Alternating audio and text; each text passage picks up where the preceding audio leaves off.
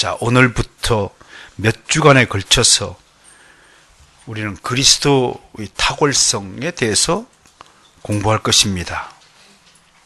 그리스도가 왜 다른 존재와 다른가? 왜 다른 존재와 비교할 수 없을 정도로 탁월하신 분인가에 대해서 히브리서 기자가 논증하는 부분을 살펴볼 것입니다. 그 첫 번째로 천사와 비교하고 있습니다. 그리스도는 천사에 비해서 탁월하신 영적 존재다. 그 내용이 1장 4절부터 14절까지 담겨 있는데요. 이것을 다시 세분해 보면 6가지 내용으로 구분해 볼 수 있습니다. 첫 번째 4절에 보면 예수 그리스도는 천사보다 더욱 아름다운 이름을 가졌다. 우리말로는 아름답다고 번역을 했는데 영어 성경이나 헬라어 성경은 excellent, 탁월한 이름을 가졌다. 그러니까 그리스도라는 이름은 그 어떤 피조물에게도 붙여질 수 없는 이 탁월함이라는 것은 유일한, 독보적인, 오직 예수님에게만 붙여지는 이름이다. 여러분, 우리나라에 자칭 메시아 교주라고 하는 사람들이 50여 명 산다 그랬죠? 그 50여 명 자칭 재림주 메시아마저도 자기 자신을 많이 그리스도 이렇게 붙이지 않아요. 그리스도는 오직 예수님에게만 붙여진 이름이에요. 2012년도에 제가 WCG를 반대하는 WCG라는 단체의 실체를 한국교회에 알리는 일이었죠. 반대하기보다도 WCG가 어떤 단체인가, 그리고 이 단체로 말미암아 한국교회가 어떤 피해를 입을 것이다 라는 것을 조목조목 정리하여서 알리는 일을 했잖아요. 그때에 우리의 최대 적군이 누구였냐면 예수만이 그리스도가 아니다 라고 주장하는 사람들이 있었어요. 참 가슴이 복장이 답답하더라고요. 모든 종교는 각자의 구원의 길을 가지고 있다. 기독교만이 구원의 길을 가지고 있는 것이 아니다. 그렇게 주장하는 기독교는 정말로 독선적이고 독재적이고 배타적인 종교일 수밖에 없다. 이런 자들만 없으면 우리는 이 땅에 진정한 평화를 구현할 수 있다. 그게 그들의 주장의 요지입니다. 그렇습니까? 예수만 빼면 다 평화가 이루어집니까? 물론 마귀의 세상이 되겠죠. 예수만 빼면. 여러분, 아름다운 이름이라는 것은, 그리스도라는 이름은 예수님에게만 붙여질 수 있는 유일무이한 이름이다. 믿습니까? 믿으시기 바라요. 그 다음에 5절에는 하나님이 예수 그리스도를 너는 내 아들이다 라고 하셨다. 하나님이 단수로 내 아들이다. 우리는 아들들이지요. 그죠? 유일한 아들. 그걸 한자로 뭐라고 하나요? 독생자. 독생자. 독생자는 예수님밖에 없어요. 예수 그리스도 알아서 예수 그리스도만이 하나님의 독생자다. 우리는 그리스도인은 뭔가요? 하나님의 아들들.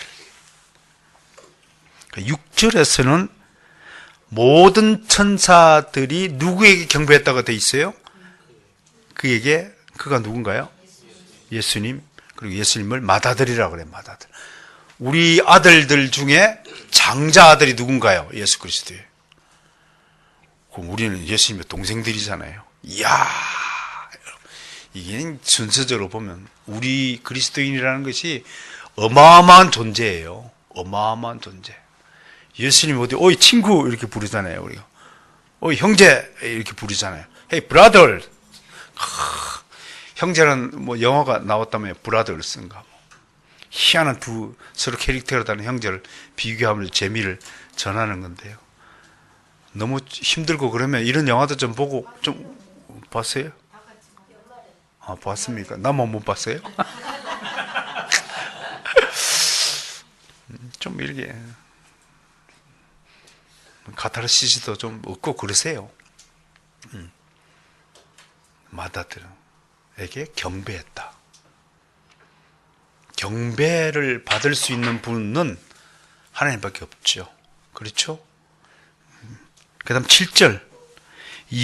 주 예수 그리스도가 천사들을 사역자로 삼으셨다. 이건 뭔가요? 종으로 부리셨다. 일꾼으로 부리셨다. 주인인 종에게 야 이거 해 저거 해 시킬 권한이 있잖아요. 응? 그게 주인의 권한이죠. 그 다음에 8절부터 13절까지는 히브리서 기자가 무슨 이야기를 하냐면 아들이 곧 하나님이다. 아버지와 아들은 하나다. 아버지와 나는 하나다. 예수님도 그렇게 말씀하셨듯이 아들이 곧 하나님이다. 아까는 아들이라 그래놓고 또 아버지와 아들 관계라고 해놓고 또 아들이 하나님이래요.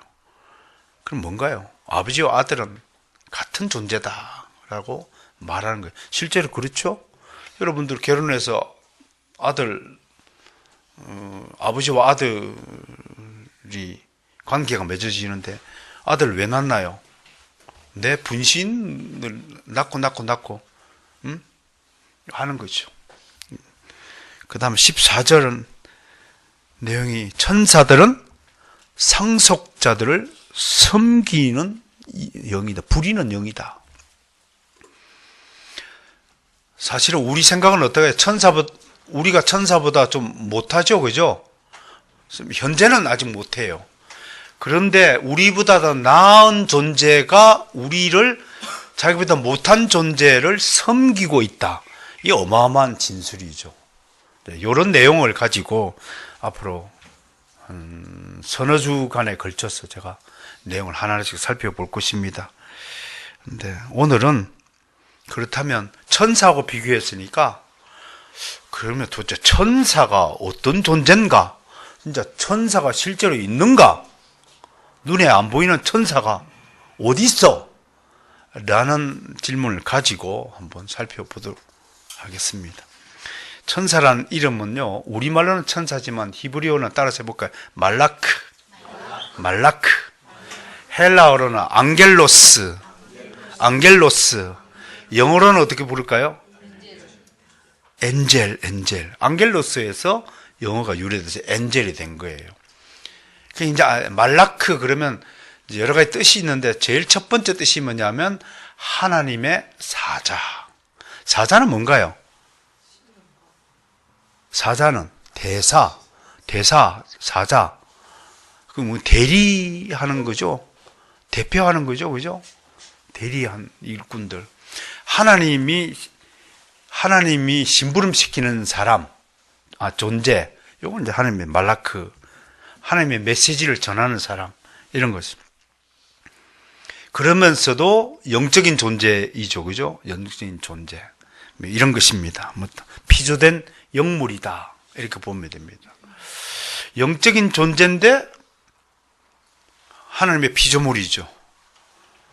그러면 천사들이 도대체가 무슨 일 하려고 이렇게 지음을 받았을까? 또 중요한 것은 욥기라든지 이런 몇 군데의 성경에 근거해 보면 사람보다 천사가 먼저 지음을 받았다는 거예요. 그 얘기는 뭔가요? 하나님이 물질 세계, 눈에 보이는 육적인 세계를 짓기 전에 이미 영적 세계를 먼저 지으셨다라는 것이 증명이 되는 거예요. 영적 세계가 육적 세계보다 앞선다. 그런 얘기입니다. 우리가 기독교 신앙인이 된다고 하는 것은 사실은 영적인 세계를 탐구하고 그 영적인 세계가 영원한 세계라는 것을 믿는 것이죠. 그게 신앙이죠. 그죠? 그렇다면 영적인 피조물이 천사들을 지어서 도대체 하나님이 무슨 일을 하셨는가, 그리고 지금도 무슨 일을 하고 계시는가 살펴보면 천사가 하는 일은 크게 두 가지로 나눌 수 있어요. 하나는 하나님을 위한 일, 하나는 인간을 위한 일. 이렇게 두 가지 있다는 거예요. 하나님을 위해서는 첫 번째, 천사들 먼저 하나님께 봉사하죠. 하나님을 섬기고 있죠. 그 일 하는 거죠. 시편 103편 21절 제가 대신 읽어드릴 거예요. 여러분, 시편 자주 읽으시나요? 네. 시편을 흔히 그냥 찬양의 시다 이렇게 얘기하지만, 시편에는요 굉장한 신학적인 진술들이 또 다 함께 담겨 있어요. 시편을 잔잔히 뜯어보면요 정말 비밀들이 많이 포함되어 있어요. 그럼 시편을 지은 사람들이 도대체 어떤 사람들이었기 때문에, 다윗왕도 73편이나 지었다고 하니까, 야, 대단한 신적 지혜를 가졌다. 그거는 공부한다고 될 일이냐? 여러분, 박사학위 100개를 받아봐요. 예수 그리스도가 누구인지 알 수 있나? 그 공부한다고 아는 게 아니에요. 그건 무엇을 통해서 아는 겁니까? 계시를 통해서야만 알 수 있는 지식이에요. 그 계시는 누구한테 주어지느냐? 거듭난 사람에게만 주어져요. 거듭나지 않은 사람들의 특징들을 어제 제가 마스터스 강좌에서도 그랬지만, 시편 14편 1절에서 3절 그 구체적인 특징들이 잘 나타나 있어요. 누가 거듭났느냐, 거듭나지 않았느냐를 살펴보면, 거듭나지 않은 사람은 그 마음에 하나님이 없다 하도다 그래요. 마음이 벌써 하나님하고 아무 관계없는 마음이에요. 생각이 부패해져서요. 부패해졌다는 것은 늘 생각하는 게 육신의 일을 생각하는 거예요. 세속적인 일에 관심이 많아요. 뭘 하면 돈을 많이 벌고, 뭘 하면 어디 투자를 하면 뭘 많이 남기고, 생각이 그래요. 지각이 없다. 세속적인 일에는 그렇게 관심이 많으면서 진리의 문제, 구원의 문제, 생명의 문제에는 관심이 없다면 그건 거듭난 사람이 아니에요. 거듭나지 않은 사람은 머릿속에 온통 내가 뭘 할까? 어찌하면 돈을 많이 벌고 행복하게 살까? 어찌하면 아름답게 살까? 어떻게 하면 어떻게 내가 좀 높은 권세를 잡고 휘두르며 살까 하는 생각밖에 없어요. 마음에 하나님이라는 건 도저히 개념이 없다고 시편 기자가 말해요. 그만큼 시편의 진술은 매우 신학적이기도 하면서 매우 깊은 신적 지혜들이 담겨 있다는 것을 아셔야 할 것입니다. 103편 21절에 보니까, 그에게 수종들며 그의 뜻을 행하는 모든 천군이여 여호와를 찬송하라. 도대체 이 글을 지으신 분은 천사를 눈으로 보기라도 했단 말입니까? 천사라고 그러지 않고 이 103편에는 천군이여라고 분명히 말하고 있습니다. 그렇다면 천사가 하나가 아니라 천사가 군대를 이루고 있다는 것까지도 알고 있다는 얘기네. 도대체 이런 분들은 어떻게 해서 천사들이 군대를 이루고 있다는 사실을 알고, 싸우는 군대가 아니라 하나님께 찬양하는 군대라는 사실을 알고 이렇게 노래했을까? 신기하지 않습니까, 여러분? 여러분 같으면 여러분들이 상상력으로 이런 글을 쓸 수 있습니까? 분명히 시편 기자 이 글을 썼을 때는 성령의 영감을 받아서, 하나님의 계시를 받아서 이런 글을 썼다고 말해야 할 것입니다. 하나님을 찬양하고 영화롭게 하는 이런 시편 148편 2절에도 있습니다. 모든 천사여 찬양하며 모든 군대여. 103편 기자와 148편 시편 기자는 군대라고도 표현해요. 앞에는 천군이라고 그러고, 모든 군대여 그를 싸우라 찬양할지어다. 정말 놀라운 분이 아닐 수 없습니다.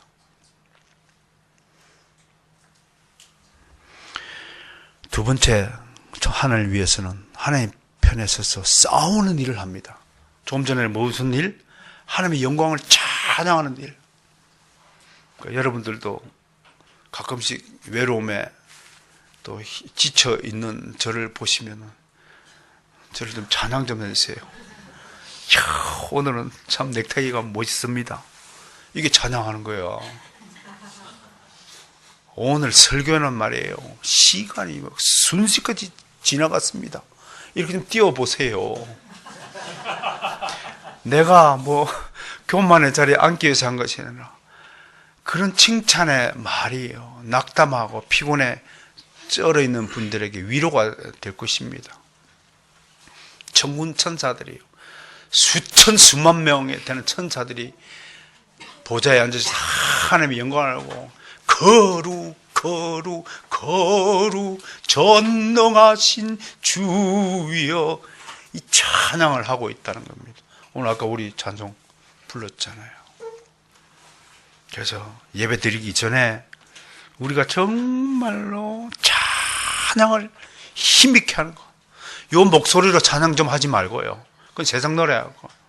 저 푸른 천의 그림 같은 집을 짓고. 그건 요거를 할 수 있어요. 하나님을 찬양하고. 그때 이거 할 수 있어요. 찬양은 그렇게 하는 게 아니에요. 찬양 온 배에서 하나님. 온 힘을 다해서 하는 거예요. 그건 노래하지 말고 찬양하시길 바라요. 거룩 이게 찬양이에요. 거룩 그 세상 노래하는 거예요. 찬양에는 온 힘을 다하고 전력을 다해서 하나님께 영광을 찬양해야 하나님 보좌에 당도라는 거예요. 목소리 이걸로 거룩 하면 보좌에 들리지도 않아요. 천군 천사들이 지금도 쉼없이 그렇게 하나님을 찬양하고 온 거예요. 노래와 찬양은 완전히 다른 거라는 것 아시고 이따가 찬양할 때도 좀 배에 힘을 쫙 주고 온 힘을 다해서 한 곡 부를 때 온 몸이 땀이 흘러야 그게 진짜 찬송하는 거예요. 입으로만 찬송하는 그건 찬송하는 게 아니라는 거 좀 명심해 주시기 바랍니다. 두 번째, 인간들을 위해서 뭔 일을 하느냐? 이게 참 중요해요. 첫 번째는 하나님의 뜻을 전달하는 임무를 하죠. 메시지를 전달하겠죠. 누가복음 1장 13절에 보니까 처음으로 신약 성경에서 천사가 등장하는 장면이 세례 요한의 탄생을 알리는 장면으로 등장합니다. 천사가 그에게 이르되 사가라여 무서워하지 말라. 너의 간구함이 들린지라. 내 아내 엘리사벳이 네게 아들을 낳아주리니 그 이름을 요한이라 하라. 사가랴가 누군가요? 요한의 아버지잖아요. 그 봉우리가 됐잖아요. 안 믿으니까. 봉우리는. 애기 세례 요한 낳고 나니까 이름을 뭐라고 불러요? 그때 입이 열려서 요한이다. 다른 이름을 지으려고 하는데 내가 늘 강조하죠. 애들 이름을 함부로 짓는 것 아니다. 이유식으로 돌림자 짓는 거. 우리 처가댁처럼 종심이, 영심이, 무심, 영심이, 명란이, 영미, 영수이 이렇게 짓는 거 다 패. 이름 그렇게 짓는 거 아니에요. 여러분, 이름에는 하나님의 뜻이 반드시 담겨 있는 겁니다. 하나님이 지으시고 하나님이 지으신 모든 피조물의 이름에는 하나님의 뜻과 계획이 반드시 담겨 있는 겁니다. 왜? 그것 때문에 그 존재가 이 땅에 태어나 존재하기 때문에 그렇습니다. 이름을 자기 인간적인 머리로 부르기 좋고 뜻이 좋아서 요새는 지자 돌림이 많고 지혜, 지선이 아주 고상한 이름은 다 갖다 붙이는데 정말로 그가 하나님의 지혜를 전달하는 사명을 받은 자라면 지혜라고 이름을 붙여도 상관이 없겠지만 좋은 이름 갖다 붙여서 고상한 이름을 아무나 붙이는 것 조심해야 됩니다. 아무리 이렇게 가르쳐도 애들 이름을 자기가 좋아하는 이름으로 짓는 것이 태반입니다. 이게 인본주의 사상의 골격입니다.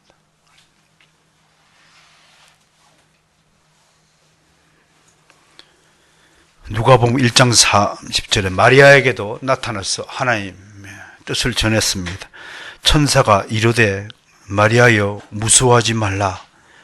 네가 하나님께 은혜를 입었느니라. 그래서 하나님의 말씀을 전달하는 일 첫 번째 하십니다. 두 번째, 천사가 중요하게 행한 일이 뭐냐면 이스라엘을 대적하는 자를 쳐 부수는 일입니다. 그 얘기는 뭡니까? 오늘날 우리가 새 이스라엘이잖아요. 하나님의 자녀들, 성도들을 괴롭히는 마귀 역사를 쳐 부수는 겁니다. 열왕기 하 19장 35절 제가 읽어드리겠습니다. 이 밤에 여호와의 사자가 나와서 앗수르 진영에서 군사 18만 5천 명을 친지라. 아침에 일어나 보니 다 송장이 되었더라. 다 죽인 거예요. 이스라엘을 이유 없이 괴롭히는 사람, 천사가 탁 쳐서 그냥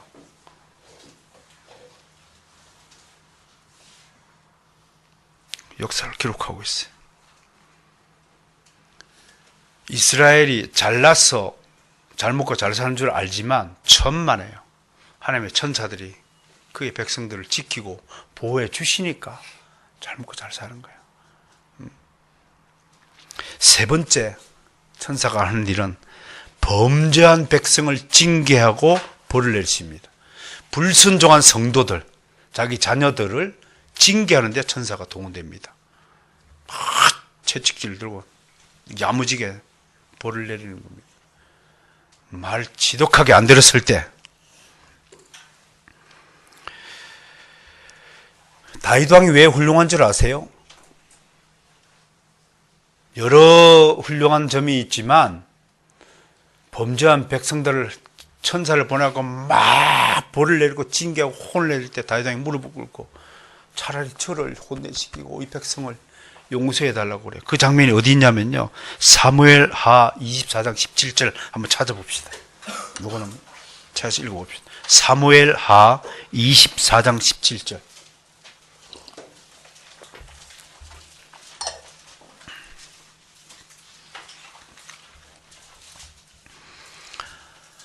찾으셨나요? 함께 읽어볼까요? 시작. 다윗이 백성을 치는 천사를 보고 그 여호와께 아뢰어 이르되 나는 범죄하였고 악을 행하였거나 이 양무리는 무엇을 행하였나이까? 청하건대 주의 손으로 나와 내 아버지 집을 치소서.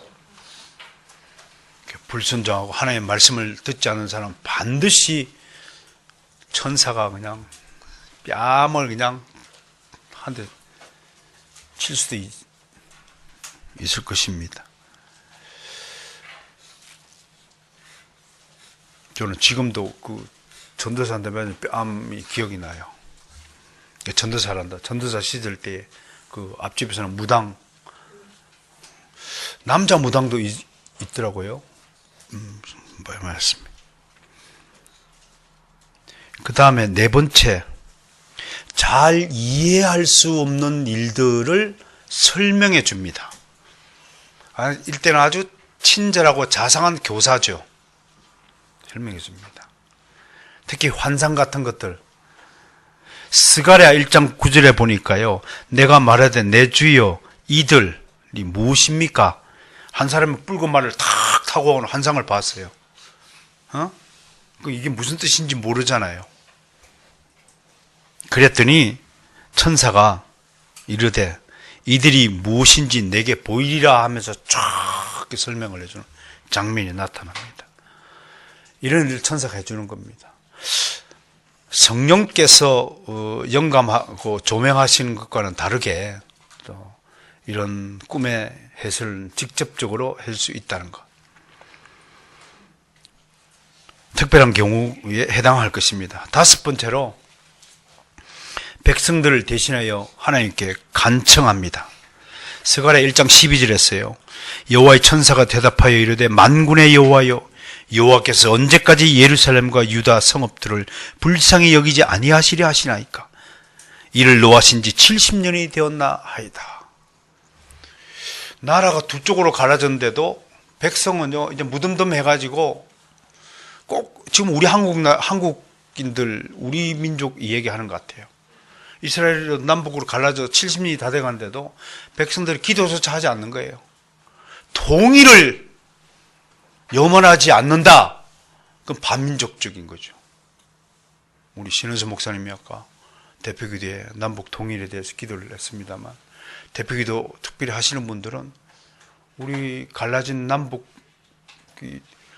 통일이 될 수 있도록 기도해 주시기를 좀 축원합니다. 통일되어야 돼요. 그런데 사람들이 이제 기도를 하지 않는 거예요. 너무 오래되다 보니까 기억 속에서 가물가물 6.25 전쟁, 우리들에게는 기억이 생생한 거지만 요즘 아이들은 6.25 전쟁이 뭔지도 잘 몰라요. 왜? 그건 부모의 책임이에요. 선생의 책임이에요. 여러분 자녀들이 하나님 말씀을 제대로 알지 못하는 것은 성경에서 누구의 책임이라고?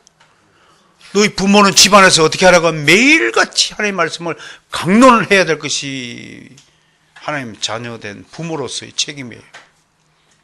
애들이 성경을 잘 모른다? 하나님 그 책임을 물으신 거예요. 그 삶이 결코 평탄치 않은 거예요. 여러분 어렸을 때부터 민서에게 철저하게 하나님 말씀을 강론해요. 아침 일어나면 기도시키고 저녁에 반드시 자기 전에 한유 반드시 성경을 읽고 자들 수 있도록 그런 것을 만들어줘야 돼요. 강론해야 돼요. 근데 기도하지 않아요. 그러니까 천사가 대신해서 70년이 됐는데 좀 풀어주세요 하고 천사가 대신해서 기도하고 있는 장면을 보고 있습니다. 아마 지금 많은 천군들이 우리를 대신해서 김정은 정권 무너지게 해달라고 기도하고 있는 줄도 모릅니다. 여섯 번째로 천사들은 백성들을 섬깁니다. 천사들은 하나님의 자녀들보다 하위에 속한다고 성경은 말합니다. 오늘 1장 14절에 한번 볼까요? 히브리서 1장 14절 한번 보세요. 어떻게 되어 있나요? 제가 읽어드릴까요? 모든 천사들은 섬기는 영으로서 구원받을 상속자들 위하여 섬기라고 보내심이 아니냐. 구원받을 상속자가 누군가요? 우리 하나님의 자녀들을 가리키고 있습니다. 마지막 일곱 번째, 하나님이 하시는 일은, 천사들이 하시는 일은 하나님과 인간을 연결시키는 일을 합니다. 여러분 창세기에 보면 야곱의 사닥다리 꿈 이야기 있죠. 그죠? 하늘문이 열리더니, 물론 꿈 이야기지만 하늘문이 열리더니 하늘에서 뭐가 내려와요? 사닥다리가 쫙 내려놔요. 그건 뭔가요? 하나님과 야곱을 연결시키고자 하는데 그 사닥다리를 누가 오르락 내리락 그래요? 천사들이 왜 오르락 내리락 그래요? 할 일 없이요? 두 가지 목적이에요. 야곱에게 꿈에 모인 것은 첫 번째는 사닥다리 공사한 거예요. 공사하느라고 왔다 갔다 하면서 했다는 걸 의미해요. 두 번째는 야곱들은 이 길이 하나님과 통하는 길이라는 것을 꿈으로 계시해 주신 거예요.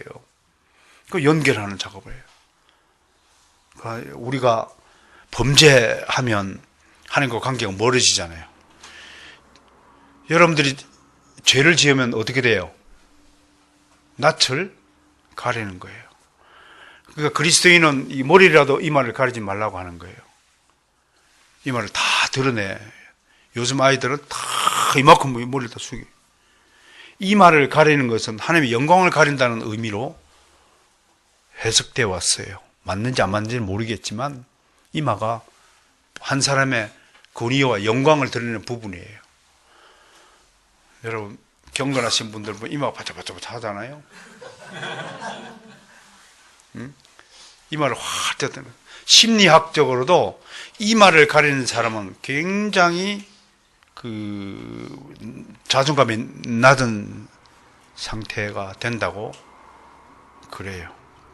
이마를 가리는 하는 행위가 무의식 중에 일어나는 것 같지만요, 실제로는 열등감이라든지 불안감이라든지 좌절감 같은 것을 표현하는 하나의 행태가 될 수 있다고 하는 것입니다.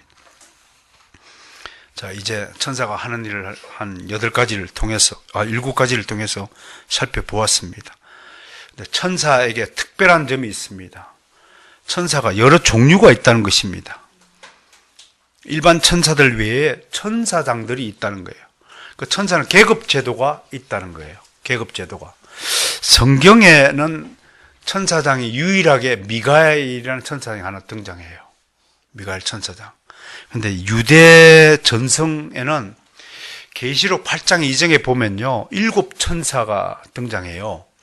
근데 7천사 이름은 성경에는 계시가 안 돼요. 근데 유대인들은 또 누굽니까? 아무튼 그 성경 한 구절을 가지고 새로운 것을 창작해 내는 것을 유대인 전통이라고 그러죠. 그죠? 그 랍비들이 그런 거 하잖아요. 새로운 거 만들어내가지고 토론하고. 그 시대마다 엄청난 새로운 전통들이 늘어가니까 탈무드를 다 읽으면 천국 가서도 다 못 읽어요. 그만큼 내용이 분량이 많죠. 그 내용에 보면요, 7천사장을 거론해요. 그 성경에는 천사의 이름이 거론된 게 딱 두 사람이에요. 미가엘과 가브리엘이에요. 가브리엘. 그 루시퍼를 자꾸 사탄의 이름이라고 하는데 성경적 근거는 미약합니다. 루시퍼가 그 사탄의 이름이라고 말할 수는 없어요. 별의 이름을 상징하는 건데요.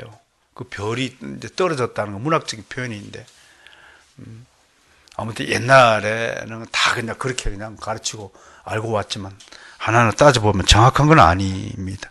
미가엘과 가브리엘 외에 어떤 이름이 있냐면 라구엘, 라파엘, 레미엘, 사리엘, 우리엘 이런 이름이 등장해요.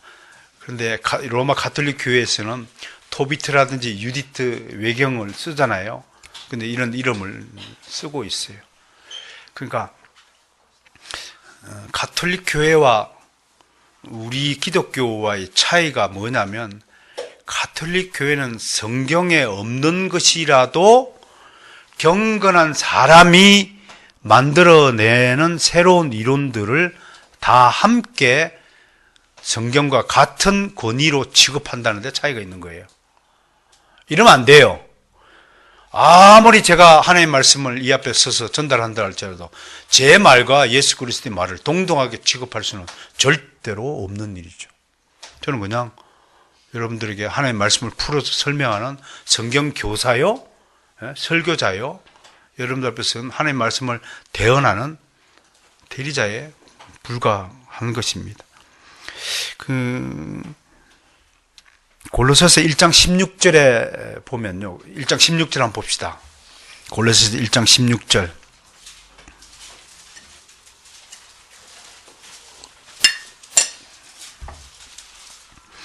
거기에 보면요, 잘 보세요. 보좌가 있죠. 보좌, 주관, 정사, 권세들, 이런 단어가 나오죠. 그죠? 이건 아마요, 이게 뭘까? 그러면 우리는 천사들의 각자의 직분이나 계급을 가리키는 용어로 우리가 해석을 합니다. 천사에는 다양한 계급이 있어요. 자, 어떤 계급이 있느냐 봅시다. 첫 번째는 그룹이라는 계급입니다. 그룹. 여러분, 성경에서 아담과 하와가 범죄하고 나서 쫓겨나서 그 생명나무 길을 뭘로 지켜요? 두루 도는 화영금이죠. 그 두루 도는 화영금이 눈에 이게 칼이 막 돌아가는 겁니까? 그건 천사를 얘기합니다. 천사가 화영금을 들고 불꽃 같은 칼을 들고 지키고 있다는 걸 상징적으로 표현합니다. 이게 그때 천사 이름이 그룹으로 소개됩니다. 그룹이 지킨다. 불칼을 두어 생명나무의 길을 지키게 한다. 하나님은 또 시편에 보면 그룹을 타고 나르친다, 그런 표현을 해요. 그럼 그룹이라는 천사의 한 무리가 있다는 거죠. 언약궤 위에 금 형상을 한 천사의 모양이 뭐예요? 그룹 두 개, 그죠? 두 그룹을 얹었다고 그러죠. 이렇게 이제 한 무리는 그룹의 천사가 있다는 것을 알 수 있어요. 두 번째는 스랍이에요. 스랍. 들어보셨죠? 스랍 천사 들어보셨을 거예요. 이건 이사야 6장 2절에서 7절에 기록된 천사인데, 여기 계속해서 뭘 하냐면 하나님께 경배하고 하나님께 영광의 찬송을 드리는, 거룩하다, 거룩하다, 거룩하다, 그렇게 하는 거예요. 오늘날 치면 스랍들은 성가대쯤 돼요. 항상 영광을 성가대가 스랍에 해당이 되고, 마지막으로 또 한 계급이 있어요. 그게 뭐냐면 생물들로 표현해요. 생물들. 어디 있느냐면 에스겔서 같은 데 있습니다. 에스겔서 1장 5절 한번 가보겠습니다. 에스겔서 1장 5절.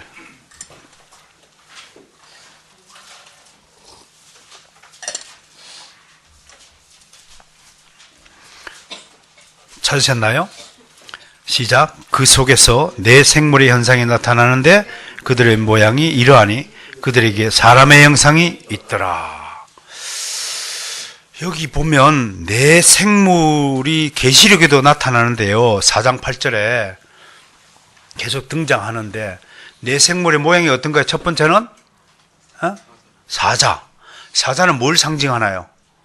우리 수요일날, 이번 주 수요일날 이제 상징에 대해서 배워요. 여러 숫자 1261, 14만 4천, 4천사, 7별, 7금초대, 7대접, 7나팔, 7인, 또 4생물. 요한계시록에는 내가 공부를 해야 될, 상식적으로 알아야 될 상징 한 20가지를 이번 주에 다룰 거예요. 너무너무 재미난 얘기가 너무 많아요. 4생물은 뭐냐? 사자는 뭘 나타내냐면 용기를 나타내요. 용기. 대신에 그건 나타나는 거지만 사자는 무엇을 상징하느냐면 대표 상징이라고 하는데요. 모든 짐승들을 왕이잖아요. 대표해서 하는 거예요. 두 번째 생물이 뭔가요? 송아지. 송아지는 모든 가축을 대표하는 거예요. 가축을 대표하면서 성실함, 힘 이런 걸 상징한다고 그래요. 세 번째 생물은 사람의 형상을 했죠. 사람은 만물의 영장이잖아요. 만물의 영장은 모든 지혜를 대표한다고 그래요. 그 다음에 마지막 형상이 뭔가요? 독수리잖아요. 독수리. 요거는 새들의 왕이잖아요. 그러면서도 신속함 이런 것들을 나타낸다고 하죠. 아무튼 이런 일들을 담당하는 생물들이 천사의 한 계급으로 속한다 이렇게 합니다. 그럼 이제 세 번째로 우리가 살펴봐야 되는 천사들은 그럼 어떤 특징을 갖고 있는가 한번 살펴보겠습니다. 첫 번째, 천사들도 말을 한다. 말을 해요. 고등한 존재이기 때문에 사람에게 말을 걸기도 하는 거예요. 마태복음 28장 5절에 이렇게 되어 있어요. 천사가 여자들에게 말하여 이르되 너희는 무서워하지 말라. 십자가에 못 박히신 예수를 너희가 찾는지를 내가 아노라. 예수님 무덤에 죽은 뒤에 무덤에 찾아간 막달라 마리아 여자들에게 천사들이 두 청년의 모습으로 나타나가지고, 그죠? 예수님이 이미 가셨다 말했죠. 두 번째, 물리적 힘을 사용할 수 있습니다. 영적인 존재, 눈에 보이지 않으면서도 물리적 힘을 사용할 수 있는 희한한 존재입니다. 우리는 이렇게 물체가 있어야 힘이 부딪히잖아요. 근데 허공에다가 대면 느껴집니까? 근데 천사는 영적인 존재이면서도 물리적 힘을 가할 수 있어요. 어떤 하나님의 자녀가 위급한 경우에는요, 비록 육체를 가진 존재가 아니지만 사람의 육체에 물리적 힘을 가해서 신호를 보냅니다. 사도행전 12장 7절 성경이 증거하고 있어요. 지금요, 베드로 옥에 갇혔어요. 호련히 주의 사자가 나타나며 옥중에 광채가 쫙 비추니도, 그래도 베드로가 안 깨어나니까 그 다음 장면이 어떻게 기록되어 있냐면 옆구리를 쳐요. 일어나. 베드로 옆구리를 쳐 깨워 이르되 급히 일어나라 하니 쇠사슬이 그 손에서 벗어진지라. 쇠사슬까지 쫙 풀게 하는 천사가 있었다고 성경은 증언합니다. 여러분들은 이런 일 당해보지 않았죠? 안 당해봤으니까 천사가 있는지도 모르고 지내왔잖아요. 좀 이따가 말을 하겠지만 여러분, 항상 천사들이 자신의 하나님의 자녀들을 지키고 있다는 사실을 유념하시길 바랍니다. 세 번째로 천사의 특징은요, 영적인 존재이면서도 하나님은 한 곳이 아니라 한때에 모든 곳에 계시죠. 그죠? 그걸 우리가 신학적 용어로 뭐라고 해나요? 무소부재하다. 한 번에 동시에 모든 곳에 계시는 하나님이시만 천사는 같은 영적 존재를 할지라도 한 곳에 한 번에만, 한 장소에만 존재하는 한계를 가진 존재로 성경은 설명합니다. 가브리엘이 갈릴리 나사렛 동네에 가서라고 누가 보면 하는데, 나사렛 동네에 가야 됩니다. 천사들은 한 곳에서 다른 곳으로 이동하는 존재입니다. 천사가 다니엘에게 한 말은 이 사실을 명확히 말해줍니다. 다니엘서 10장 12절 14절에 보면 이렇게 되어 있어요. 내가 네 말로 인하여 왔다. 그런데 다니엘이 왜 이렇게 늦게 왔습니까? 그랬더니 천사가 이렇게 대답해요. 바사국군이 20일 동안 나를 막았어. 그래서 못 왔다라고 천사가 말하고 있어요. 근데 미가엘 천사장이 와서 나를 풀어줌으로 내가 여기 도착할 수 있었다라고 얘기합니다. 천사의 한계가 있다는 거. 네 번째 천사의 특징이 뭐냐면, 천사는 결혼하지 않습니다. 가족 관계가 없다고 하는 것입니다. 예수님이 그러셨죠. 부활 때는 장가도 안 가고 시집도 안 가고, 그죠? 하늘에 있는 천사들과 같다라고 얘기했습니다. 그 얘기는 뭡니까? 하늘의 천사들은 장가도 안 가고 시집도 안 가고 남자도 없고 여자도 없고. 천사가 남자 천사가 있고 여자 천사가 있습니까? 없습니다. 성적인 구별도 없고 그런 영적인 존재라고 하는 겁니다.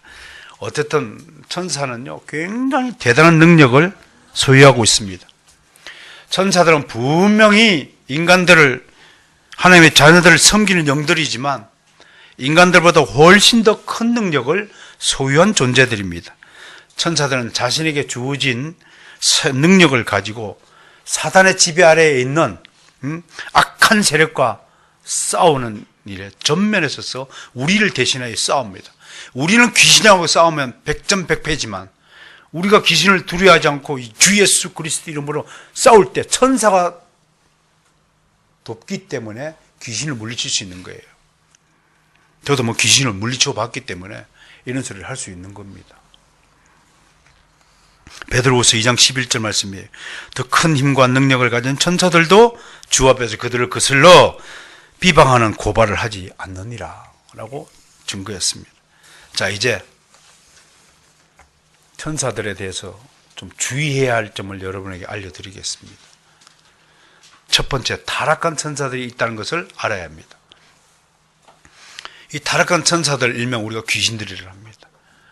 미신 따위에서요, 세속주의 샤머니즘에서는 사람이 죽어갖고 천당에 못 가면 귀신이 돼가지고 악령이 되고 떠돈다. 순 거짓말입니다. 새빨간 거짓말입니다.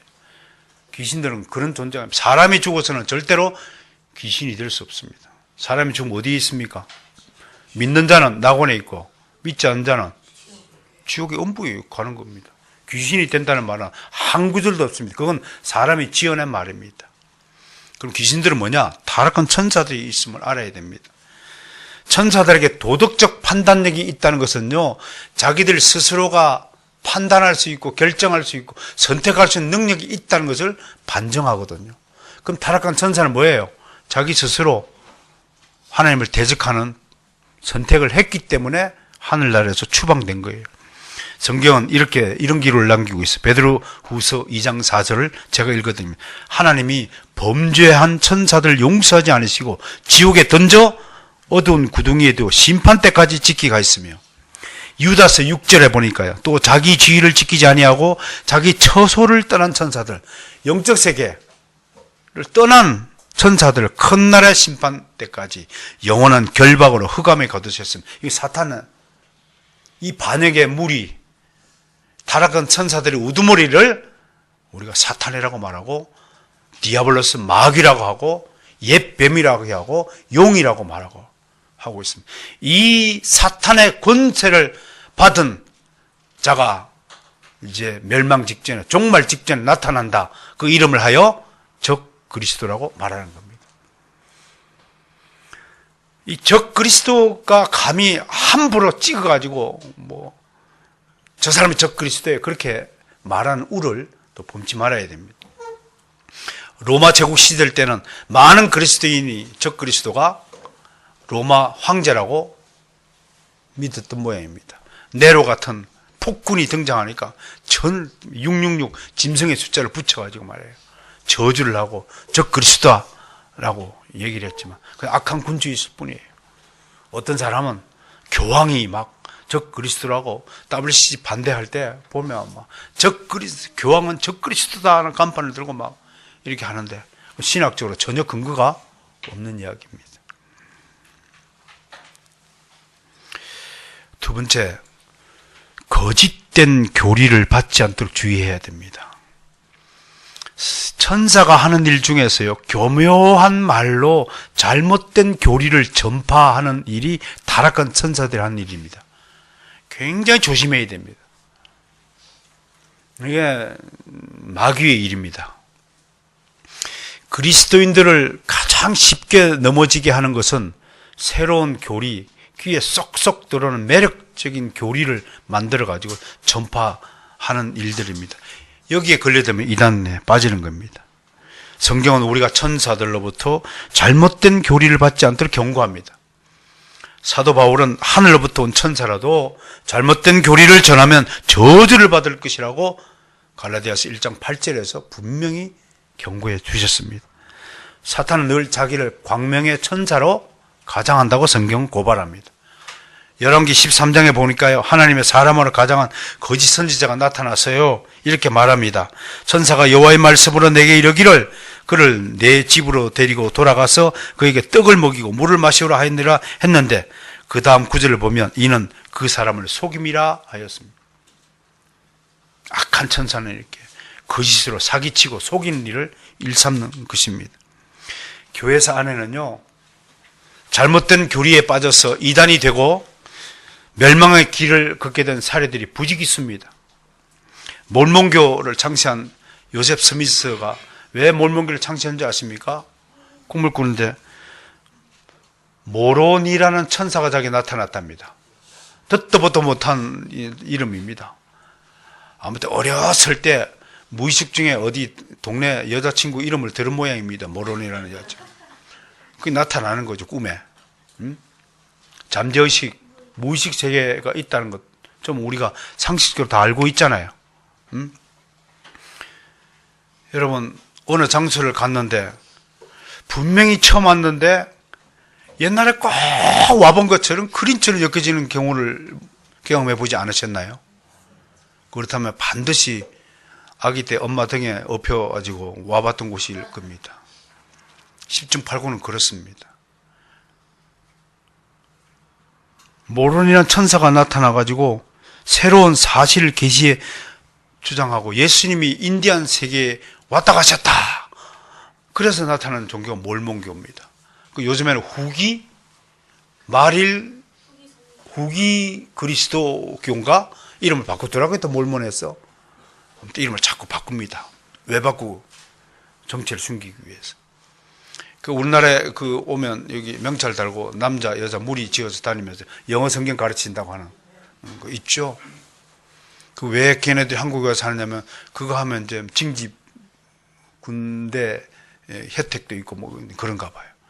그렇다고 하고. 그런 무리들.